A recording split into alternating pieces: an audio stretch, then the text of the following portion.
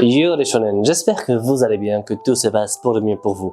Ok, j'ai changé ma voix, je parle avec la voix de Orewa Uchiha Sasuke-da. Itsunodemo Sensen Jane. Bon, je déconne. J'étais cloué au lit, les gars. Une semaine cloué au lit.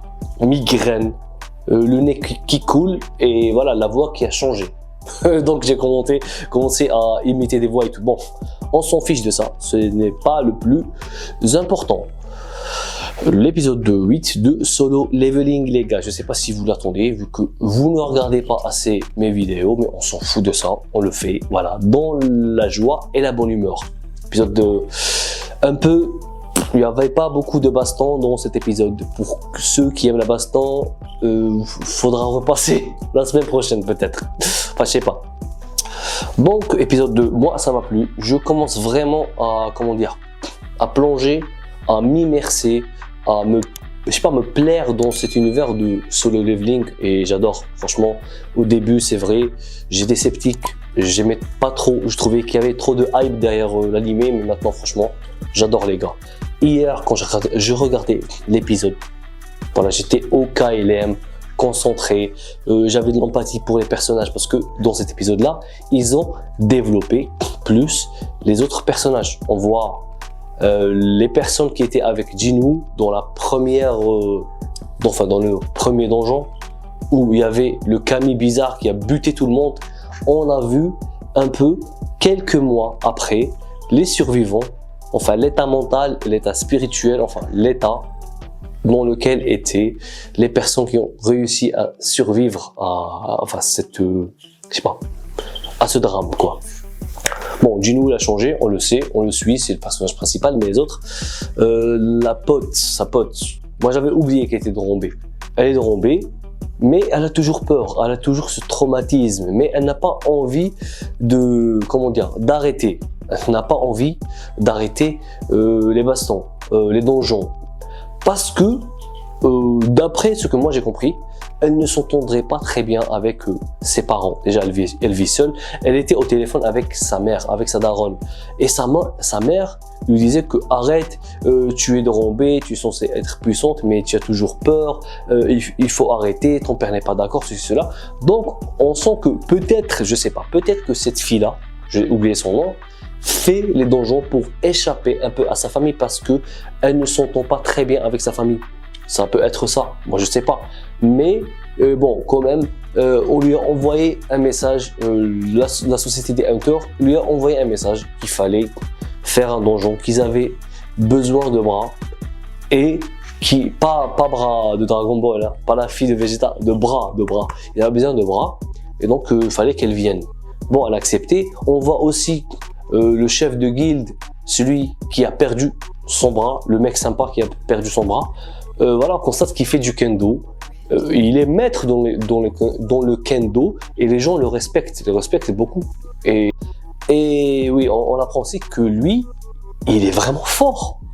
C'est un vrai épéiste, il est balèze en tant qu'épéiste. Mais malheureusement, quand ses pouvoirs se sont éveillés, il n'a eu que des pouvoirs magiques. Donc ses compétences à l'épée, voilà, il peut les jeter à la poubelle. Je sais pas pourquoi, mais c'est comme ça. Donc manque de bol pour lui. On voit aussi le mec qui a voulu vraiment sacrifier Jinwoo. Il a vraiment sacrifié Jinwoo parce que bon, le mec qui a commencé à chialer normalement dans le premier épisode, j'ai oublié, parce qu'il avait des gosses et une famille à nourrir et tout. On le voit. Bon, il se porte plutôt bien, mais il veut continuer quand même à faire des donjons. Bon, sa femme est contre, elle est vraiment contre, elle s'y oppose, et moi je la comprends. Tu peux mourir à n'importe quel moment, et même le mec a échappé au drame. Donc, les familles des personnes qui ont échappé au drame, on constate qu'ils sont tous flippés. Parce que, je sais pas, peut-être 60% ou 80%, je sais pas 30, 70% de la guilde a été décimée pendant ce donjon. Et c'est normal que les familles ont peur. Donc le mec décide quand même d'y aller. Il dit à sa femme, t'inquiète pas, je vais me préserver, il y a des gens balèzes avec moi et je vais faire juste un donjon de rang C. Donc même à ce mec-là, la société des Hunters lui a envoyé un message. Bon, voilà. Bon, on va parler un peu de Jinwoo. J'ai envie de parler un peu de Jinwoo. Jinwoo, il a toujours en tête ce donjon de Cerbère, l'enfer grec bizarre, pour voilà, essayer d'arracher, parce qu'il doit arracher cet élixir de jouvence, enfin comment dire, les ingrédients. Il y a 3 ingrédients qu'il faut qu'il ait pour pouvoir concocter l'élixir de jouvence pour réveiller sa mère, la belle au bois dormant. Enfin, elle n'est pas belle, mais elle dort beaucoup, sa mère. Enfin, c'est plutôt ça. Je sais pas, bon, dans cet épisode-là, on développe beaucoup les personnages. Et c'est le seul truc qu'il y a. Il n'y a pas de baston, quoi d'autre. Oui, finalement, il accepte l'offre de Yo. Yo, qui est un personnage que moi j'adore. J'aime bien Yo, il est sympa. Malgré le fait qu'il se soit un froussard, mais moi j'aime bien le personnage de Yo. Voilà, parce qu'il est cash. Il est transparent, il est cash. Il accepte finalement de faire les 19, enfin les 20 ou les 19 raids avec Yo, mais il y a une seule condition, c'est qu'il veut les faire seul. Il veut pas. Jinwoo ne veut pas être connu. Il ne veut pas que les gens sachent qu'il a un pouvoir caché. Ok, Yo, c'était dans des circonstances un peu bizarres et il a vu que le mec un peu l'a couvert quand même. Il l'a couvert parce que il aurait pu dire à la dame, enfin de l'association des Hunters, après qu'il soit sorti indemne lui et Yo aurait pu dire, il aurait pu dire à la dame, en fait le mec il est balèze, il cache son rang, je sais pas ce qu'il fait, il a quand même couvert. Donc Jinwoo fait un peu confiance à Yo. C'est pour ça qu'il a envie d'être qu'avec Yo. Mais quand même, il peut pas. Il devrait réfléchir un peu, Jinwoo, parce qu'il peut pas rentrer dans un donjon seul. Déjà, moi-même, je le sais. Je suis pas dans l'univers, je le sais. Il faut il faut systématiquement être. Je bafouille. Je sais pas pourquoi je bafouille. Il faut systématiquement, c'est ça. Systématiquement, voilà, j'arrive à le dire, être 8 personnes, 8 chasseurs pour réussir à entrer dans un donjon de rang C.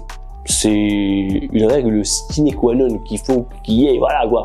Donc Jinwoo, il est un peu taré. Il ne comprend pas les règles du game. Aussi, on voit d'autres personnages. On voit les chasseurs de rang S et maintenant on sait qu'il y a 5, enfin on connaît les 5 guildes de rang S, normalement les tigres blancs, les hunters, je sais pas, j'ai oublié les autres, les chevaliers et les 2 autres je les ai oubliés, désolé les gars, j'ai vu hier l'épisode donc je suis pas très frais, voilà, j'ai une mémoire de poisson rouge, c'est pas grave. Donc la meuf aux cheveux blancs, celle que tout le monde aime et kiffe, elle est de rang S. Moi je pensais qu'elle était de rang A, mais finalement elle est de rang S. Et aussi, on apprend que le père de Yo, le mec qui a je sais pas, j'ai oublié. Je sais plus comment m'exprimer. Je vais y arriver. Le mec qui a la compagnie de construction. Je sais pas ce qui m'arrive aujourd'hui, j'ai Alzheimer. Le mec qui a, enfin le père de Yo, qui a, enfin j'ai oublié, la construction bizarre, l'association de construction ou je sais pas, il veut recruter cette meuf là, il veut la recruter parce que on savait qu'il voulait une meuf de rang S, enfin pas une meuf, un chasseur de rang S. Et il y a que 7 chasseurs de rang S au Japon, donc voilà, t'as pas trop le choix. Et apparemment, elle est dans la guilde du mec Gauzer, de Gauzer 2.0, le mec qui a les lunettes et les cheveux roses. Elle est dans la guilde de ce mec-là, normalement. Donc, il peut quand même la laisser s'échapper. Et même lui, quand on le voit qu'il discute avec elle, il lui dit « Ah oui, finalement, tu as décliné l'offre. » Donc, il n'a pas main mise sur elle. Elle est libre de partir ou pas. Donc finalement, elle a décidé de rester avec ce mec-là qui est vraiment, normalement, c'est le chasseur le plus fort. Parce que même le mec aux cheveux rouges, je voulais se taper. Oui. Et on sent qu'il le respecte parce que normalement, c'est le chasseur le plus fort. Il y a un autre truc. Le premier épisode, on voit ces fameux chasseurs de rang S se battre contre les fourmis bizarres. C'est ça. Finalement, ces fourmis, elles sont ultra cheatées Et elles sont dans une certaine île qui s'appelle, je sais pas, l'île de Ji ou de Juji ou de, je sais pas, de Haji, je sais pas comment ça s'appelle. En tout cas, je sais qu'il y a Ji. Je sais qu'il y a Ji. Cette île-là, elle est vraiment trop hard, quoi. Elle est trop chaude. Vraiment insaisissable. Et ça fait des années qu'ils n'arrivent plus à y aller parce qu'ils n'ont pas la puissance de se battre et de la conquérir. Donc, ils sont un peu frustrés et c'est intéressant de voir ces personnages. Moi, je veux voir ces personnages-là. Je veux pas voir le mec qui a pas de bras. Les gars, je veux pas le mec, le mec qui a une fille et il dit ah non, moi je combats des monstres et je m'en fous de ça. Moi je veux voir ces personnages-là, les personnages de rang S qui sont intéressants. Je veux les voir interagir avec Jinwoo. Je veux voir qu'il jauge Jinwoo. Je veux voir ça moi. Je veux pas voir les autres débiles. Voilà, on s'en fout. Donc ils sont un peu frustrés et lui, ce mec-là, Gozer. Je vais l'appeler Gozer. Gozer, il est là, il est jusqu'ici, il est là jusqu'ici. Donc franchement, il est frustré. Apparemment, le mec aux cheveux rouges, il a perdu un camarade. On le voit quand les fourmis l'entourent. Apparemment, peut-être qu'il est prisonnier là-bas, ou je sais pas, ou peut-être qu'il est mort. Ils n'ont pas montré ça. Donc, ils ont tous un objectif, c'est d'aller dans cette île, avoir la puissance, acquérir leur puissance. Mais les gars, il y a un truc. Le concept dans ce monde-là, c'est que tu peux pas upgrader ton, je sais pas, tu peux pas avancer, tu peux pas faire, je sais pas, upgrader ton niveau quoi. Tu vas rester juste comme ça. Peut-être si militairement, avec la science et tout, peut-être qu'ils pourraient fabriquer des armes, mais je pense pas parce que on sait pas. Voilà, dans ce monde-là. Peut-être jusqu'au jour où ils vont rencontrer Jinwoo, parce que Jinwoo est quand même balèze. Qu'on le veuille ou non, Jinwoo reste balèze et lui. Il peut je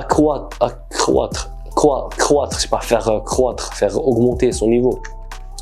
Donc ça pourrait être la solution. Et à mon avis, c'est Jinwoo entre les mains de Jinwoo que repose la solution de cette île bizarre. Et moi j'ai envie de voir cette île bizarre, les gars. Donc au final, même Jinwoo, on lui a envoyé un message. Enfin, les mecs du donjon de Camille, les survivants, on leur a tous envoyé un message qu'il fallait aller vers un donjon de Rancé. Ils ont tous accepté. Jinwoo veut upgrader son niveau parce qu'il n'est pas assez fort pour entrer dans le donjon du Cerbère. Et désolé les amis, les shonen, il y a eu une petite coupure dans ma caméra de merde, de merde, désolé. Bon, on continue. Ils se sont finalement tous retrouvés, les mecs du premier donjon. Ils étaient un peu, je sais pas, embarrassés. Et c'est normal parce que tu m'étonnes qu'ils soient embarrassés parce que ils ont laissé Jinwoo crever. Ils ont sacrifié Jinwoo, donc c'est normal. Ils osaient même pas le regarder dans les yeux. Et ils ont aussi remarqué qu'il a physiquement changé parce que le mec est devenu BG. Même le mec qui n'a pas de bras lui a dit: t'as changé toi. En 2-3 mois, t'as beaucoup changé. T'as changé de coupe, t'es plus grand, t'es plus imposant. Enfin, c'est bizarre quoi. Je sais pas, et t'as une jambe. T'as une jambe, mec. T'avais plus de jambes, moi j'ai plus de bras. Comment t'as fait? Je sais pas. Aussi, l'autre meuf, sa pote, elle était là. Ah, Jinwoo-san. Oui, je sais pas si elle veut le pécho ou pas, mais quand même, bon, il est BG, mais quand même. Aussi, il y a les mecs, les détenus bizarres qui voulaient se taper cette meuf. Quand même, je sais pas, des détenus, ça va, je sais pas, dans ce donjon. Je sais pas, apparemment, ça va être safe, mais vu la composition, un Dream Team, plus les détenus, ça pourrait partir en couille très très vite. Et je sais de quoi je parle. Je sais pas. Donc aussi il y a un autre mec, le mec cheveux violets. Moi, ça c'est mon personnage préféré. Je sais pas. J'aime bien ce mec-là. Il est stylé quoi. J'aime bien sa manière d'être froid, calme et précis et il a du flow. Bon, dommage, il est drombé. Je sais pas, moi je soupçonne que c'est un menteur. Il ne soit pas réellement drombé, peut-être qu'il est au-delà de ça. Je sais pas. Mais bon, c'est juste moi qui divague. Voilà. Bon les gars, c'était l'épisode 8. On a vu tout ça. Hâte de voir l'épisode 9, qu'il entre dans le donjon et de voir ce qu'il y a dans ce donjon et l'évolution. Et même qu'il voit l'évolution de Jinwoo. Parce que bon, Jinwoo, je pense qu'il va rester toujours en réserve. Ne pas trop essayer de montrer ses capacités comme d'habitude, mais si ça s'impose, et j'espère que ça va s'imposer, qu'il va montrer ses skills de bâtard, quoi. C'est tout. Si vous avez aimé, pensez à vous abonner, activer la cloche parce que c'est très important. Lâchez un gros pouce bleu, commentez, dites-moi si ce que vous en pensez de cet épisode. Si vous avez des théories et tout, ce serait intéressant de les lire, de ce qui va se passer dans le prochain épisode. Et s'il y a au moins 10 commentaires, 10 théories, je ferai une vidéo demain, on verra, où je réponds à vos questions. On essaie de débattre un peu ensemble, essayer de deviner ce qui va se passer dans le prochain épisode. Bon, ceux qui lisent le manga, ils savent, mais je parle à ceux qui sont anime only. Voilà. N'abandonnez jamais les amis. Portez-vous bien. Matane.